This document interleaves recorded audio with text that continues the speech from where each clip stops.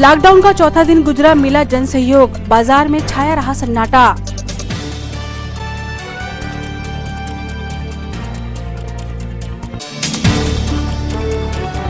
Police जवान पूरी मुस्तैदी से दिखे ड्यूटी पर, सुरक्षा के मद्देनजर फेस शील्ड और मास्क पहने।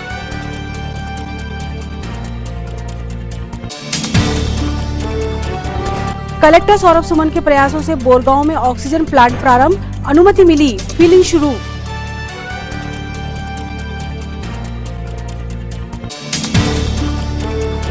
और स्वास्थ्य विभाग का अमला फील्ड पर जुटा, स्क्रीनिंग में वार्ड वार स्क्रीनिंग जारी।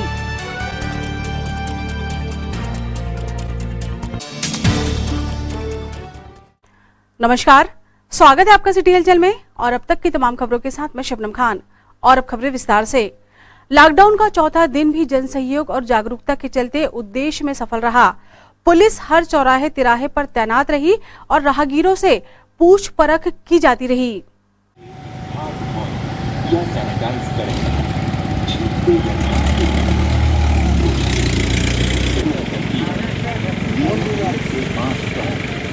हाथों को बार-बार साबुन से धोएं या सैनिटाइज करते रहें। भीड़-भाड़ वाली जगहों में न जाएं। सामाजिक दूरी बनाए रखें। हाथ मुंह को छूने से पहले हाथ धोएं या सैनिटाइज करें। छींकते या खांसते समय डॉक्टर की सलाह दें। नियमित रूप से मास्क पहनें। हाथों को बार-बार साबुन से धोएं या सैनिटाइज करते रहें।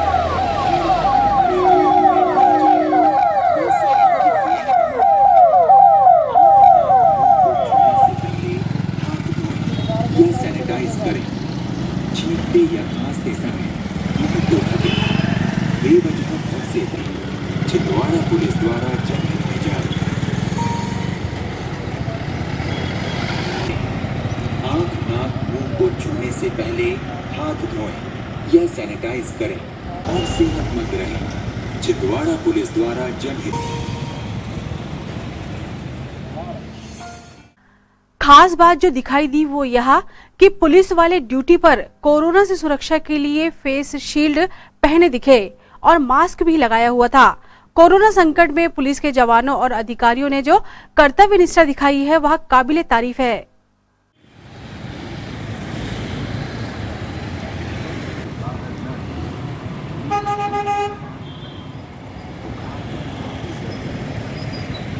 साबुन से धोएं या सैनिटाइज करते रहें। भीड़ भाड़ वाली जगहों में न जाएं या खांसते समय मुंह को ढकें। पर डॉक्टर की सलाह लें। व्यक्तिगत स्वच्छता पर ध्यान दें और सेहतमंद रहें। छिंदवाड़ा पुलिस द्वारा जनहित में जारी। छिंदवाड़ा पुलिस आप सभी से आग्रह करती है, छींकते या खांसते समय मुंह को ढकें। बेवजह घर से बाहर न निकलें। नियमित रूप से मास्क पहनें। बुखार या खांसी जैसे लक्षण होने पर डॉक्टर की सलाह और सेहतमंद रहें। छिंदवाड़ा पुलिस। कोरोना वायरस से पीड़ित मरीजों को सांस लेने में तकलीफ होती है, लिहाजा ऑक्सीजन मास्क और ऑक्सीजन सिलेंडर की उपलब्धता निहायत जरूरी है। ऑक्सीजन सिलेंडर की कमी का कलेक्टर सौरभ सुमन ने एक ऐसा उपाय ढूंढ निकाला है जिसे संजीवनी उपाय कहा जा सकता है। सौंसर के बोरगांव में टाइल्स एंड ब्रिक इंडस्ट्रीज को ऑक्सीजन सिलेंडर रिफिलिंग की अनुमति दिलाकर रिफिलिंग शुरू करने में कलेक्टर सौरभ सुमन की जितनी तारीफ की जाए कम है। कोरोना संक्रमण के बिगड़े हालात में भी शासकीय कार्यालयों में कर्मचारी अत्यंत आवश्यक कार्यों को अंजाम दे रहे हैं। अधिकारियों कर्मचारियों की सुरक्षा के मद्देनजर कमिश्नर नगर निगम के निर्देश अनुसार कार्यालयों को सैनिटाइज कराया जा रहा है।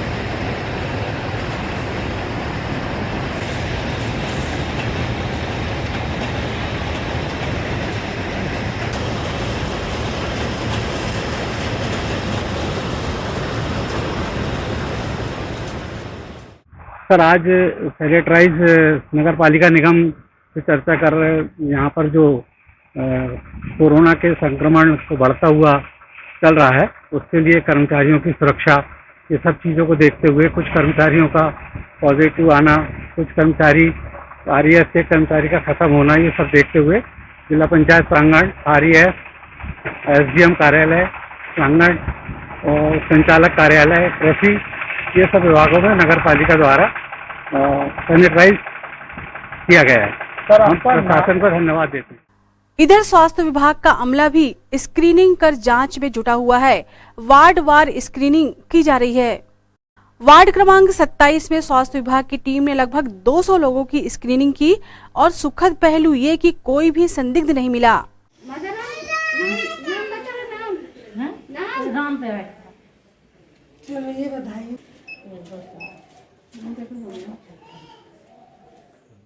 आज वार्ड क्रमांक 27 में करीब 25 से 30 मकान और करीब 100 से 150 लोगों की स्क्रीनिंग करी गई।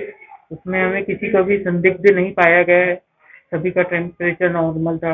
ऑक्सीमीटर से भी उनकी जांच की गई, जिनका ऑक्सीजन लेवल सही पाया गया है। ऐसी कोई संदिग्ध अवस्था में कोई भी व्यक्ति नहीं मिला आज की डेट। ये जो जांच की करवाई जा रही है किस विभाग की तरफ से? ये संयुक्त रूप से एसडीएम कार्यालय से गठित टीम द्वारा कार्य कराया जा रहा है। इसमें नगर निगम, आयुष विभाग, आंगनवाड़ी कार्यकर्ता, ये सभी लोग संयुक्त रूप से कार्य कर रहे हैं।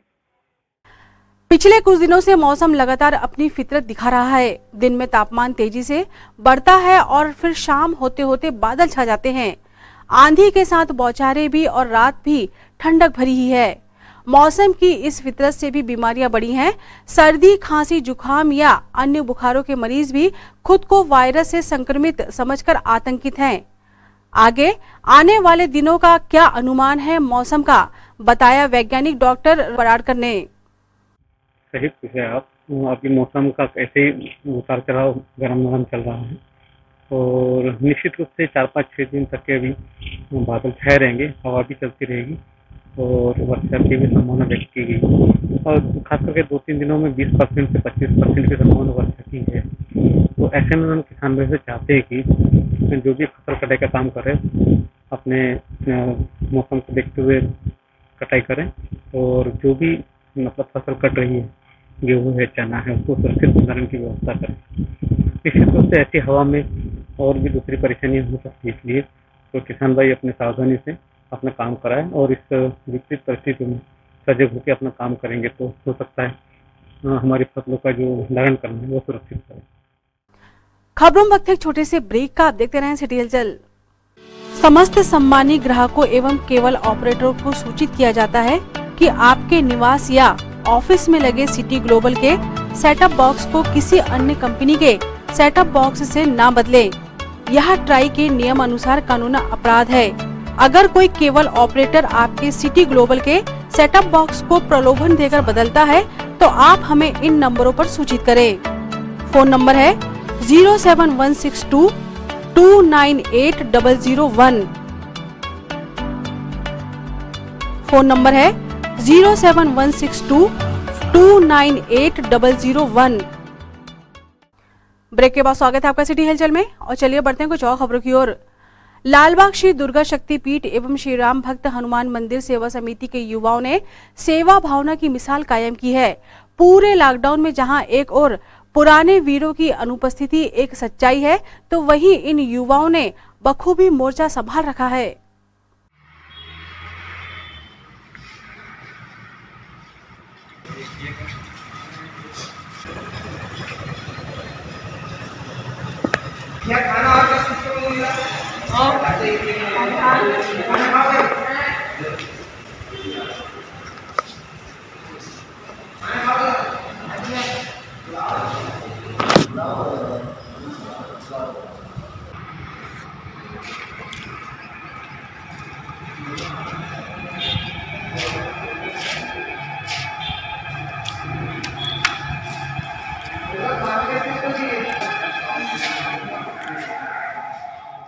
आज लॉकडाउन का चौथा दिन है।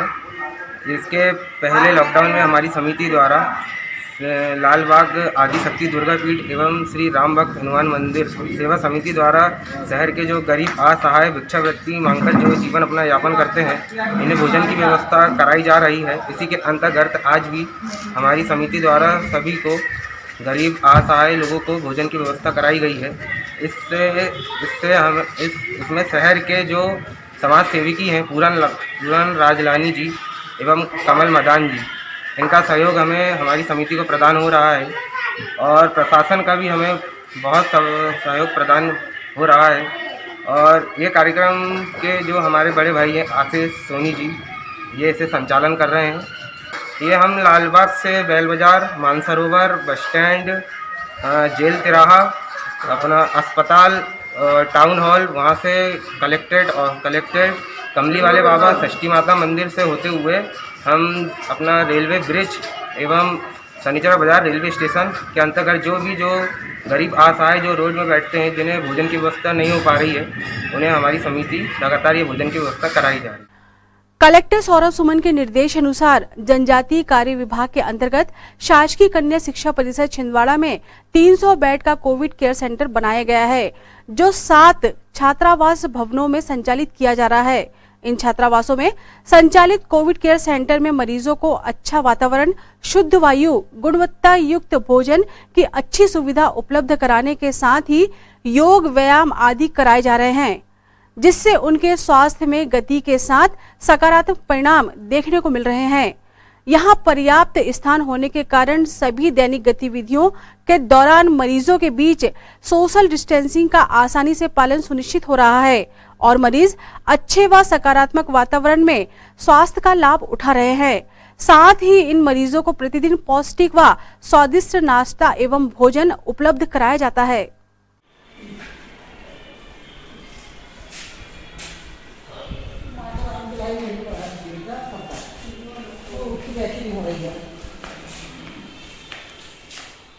सर पे पूरी व्यवस्था, खाना पीना टाइम पे चाय नाश्ता की बहुत अच्छी व्यवस्था है। इसलिए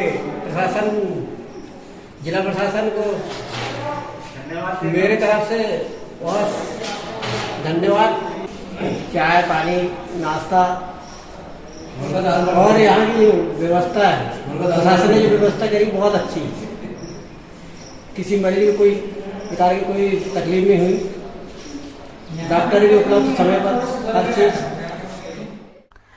United forum for power employees and engineers की प्रदेश कार्यकारिणी की वर्चुअल बैठक 11 अप्रैल को संपन्न हुई।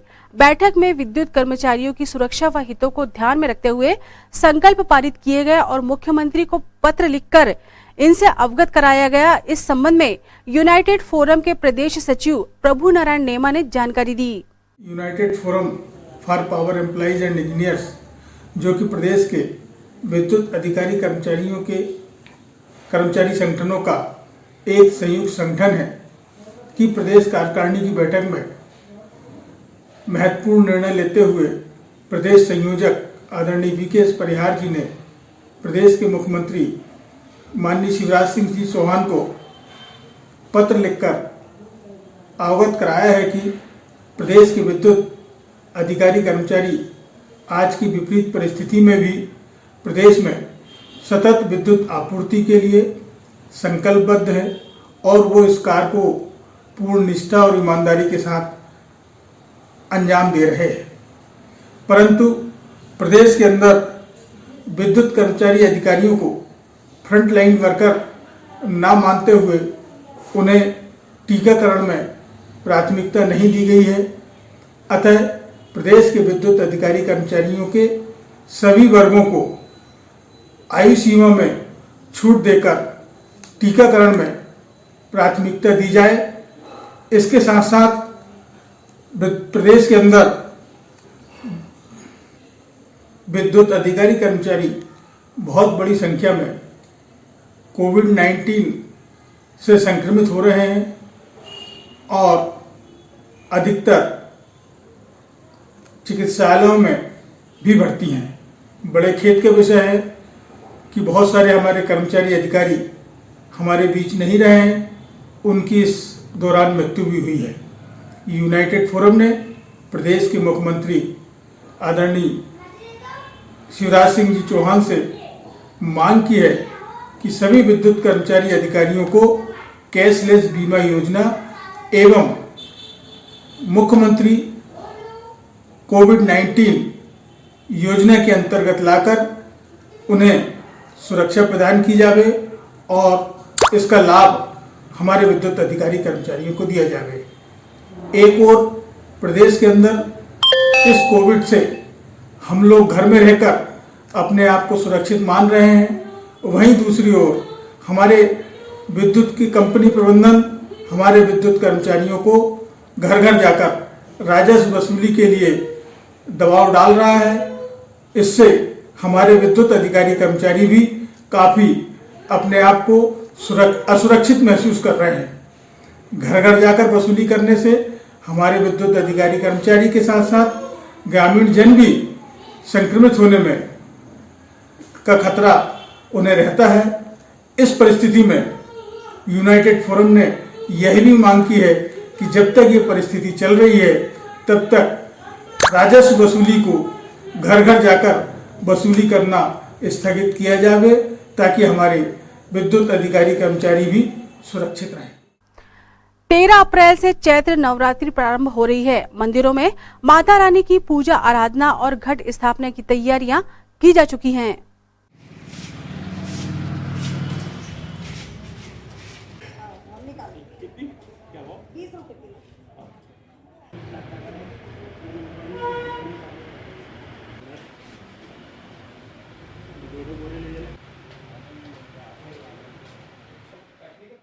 संपूर्ण नगरवासियों को मैं जय माता की कहते हुए ये बताना चाहता हूँ कि माता के 9 रूपों का पर्व चैत्र नवरात्र कल से प्रारंभ होने जा रहा है।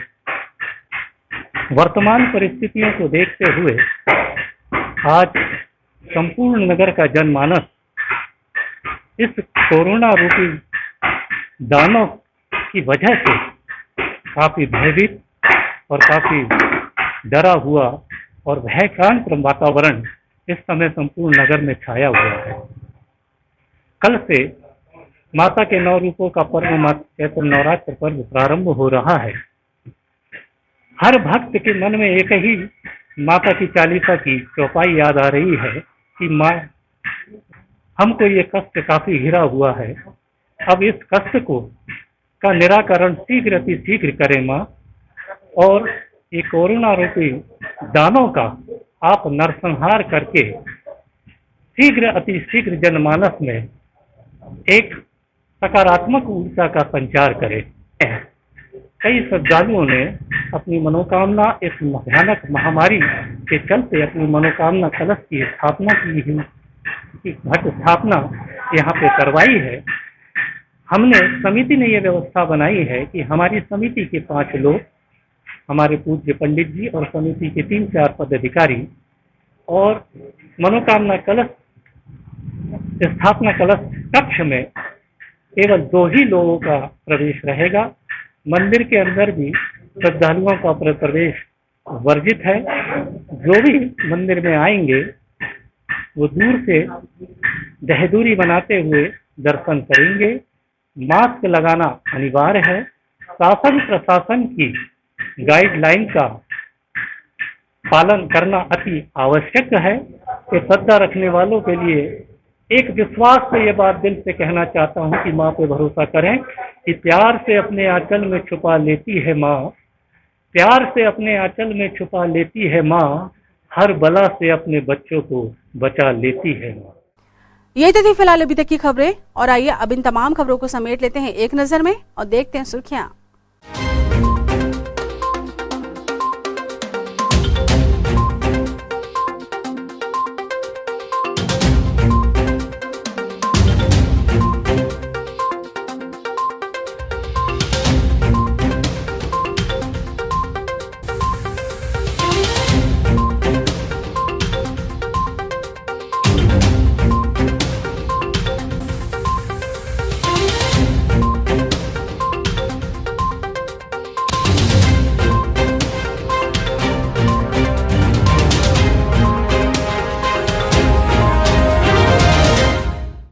चलते चलते एक नजर हेडलाइंस पर।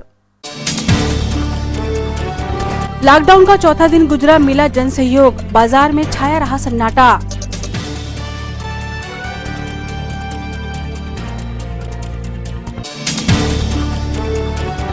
पुलिस जवान पूरी मुस्तैदी से दिखे ड्यूटी पर, सुरक्षा के मद्देनजर फेस शील्ड और मास्क पहने।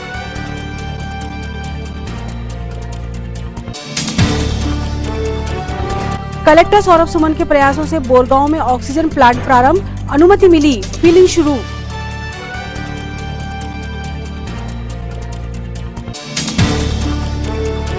और स्वास्थ्य विभाग का अमला फील्ड पर जुटा, स्क्रीनिंग में वार्ड वार स्क्रीनिंग जारी।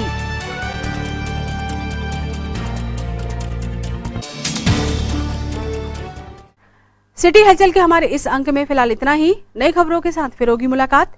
हाँ, मेरा हमारी पूरी टीम को दीजिए इजाजत। नमस्कार।